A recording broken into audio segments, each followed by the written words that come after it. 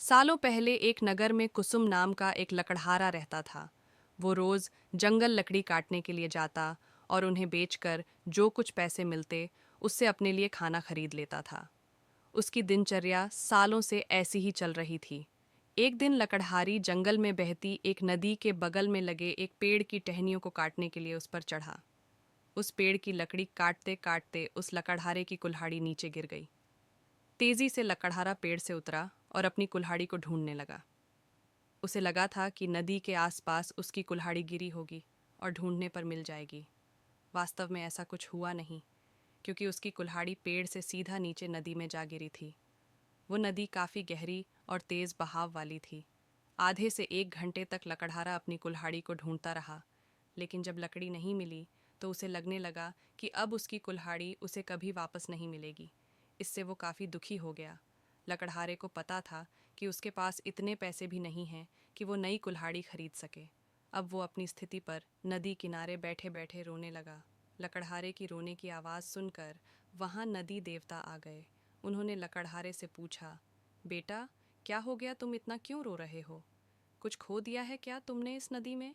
नदी के देवता के सवाल सुनते ही लकड़हारे ने उन्हें अपनी कुल्हाड़ी गिरने की कहानी सुना दी। नदी के देवता ने पूरी बात सुनते ही कुल्हाड़ी को ढूंढने में लकड़हारे की मदद करने की बात कही और वहां से चले गए।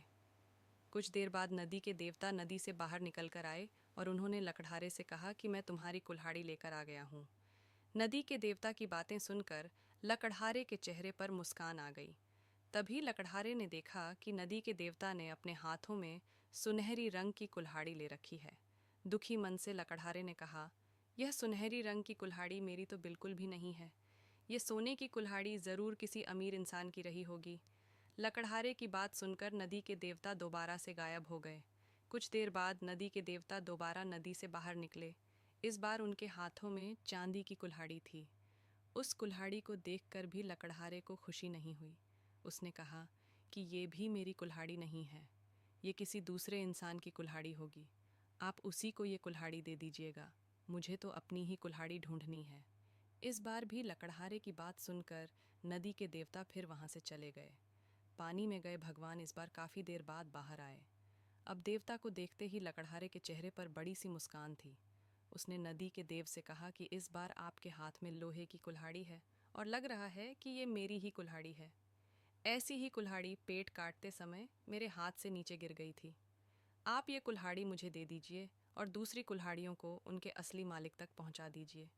लकड़हारे की इतनी ईमानदारी और निष्पाप मन को देखकर नदी के देवता को काफ़ी अच्छा लगा। उन्होंने लकड़हारे से कहा कि तुम्हारे मन में बिल्कुल भी लालच नहीं है। तुम्हारी जगह कोई और होता तो सोने की कुल्हाड़ी झट से ले लेता, लेकिन तुमने ऐसा बिल्कुल भी नहीं किया। चांदी की कुल्हाड़ी को भी तुमने लेने से इनकार कर दिया। तुम्हें सिर्फ अपनी लोहे की ही कुल्हाड़ी चाहिए थी।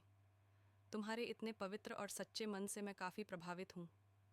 मैं तुम्हें उपहार में सोने और चांदी दोनों की ही कुल्हाड़ी देना चाहता हूँ। तुम अपनी लोहे की कुल्हाड़ी के साथ इन्हें भी अपने पास अपनी ईमानदारी के तोहफे के तौर पर रख लो। कहानी से सीख, ईमानदारी से बड़ी दौलत इस दुनिया में कुछ नहीं है। अच्छे ईमान वाले इंसान की चारों तरफ प्रशंसा होती है।